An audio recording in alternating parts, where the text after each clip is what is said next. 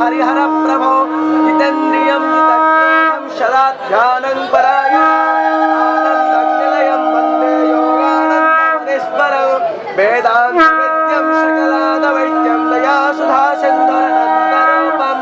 श्रेयाज्ञवैद्यं परिपूर्णचन्द्रं श्रीमद्गुरो नित्यमहं नमामि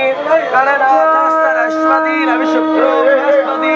पञ्चैतानि पञ्चदशवरं नित्यो वेदवाणी प्रवर्तते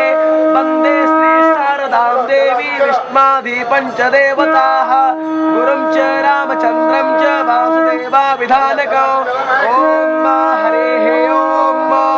आनो भद्राः प्रतवो यन्तो विश्वतो कपधासो अपरिनाशोदभेदाः देवानो यथा सादामिदब्रोधे आसन्नप्रायावो रक्षितारो दिवे दिवे देवानां भद्रा शोमातर्रोजो यस्तेनः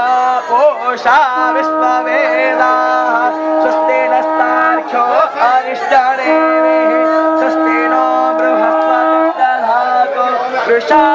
वृषादशुभामारुतः कृष्णे मातरः शुभं यावानो वेदते सोजगमायाः अग्नेयोः मानवः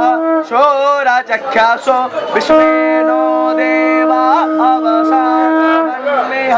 भद्रं कर्णेभिः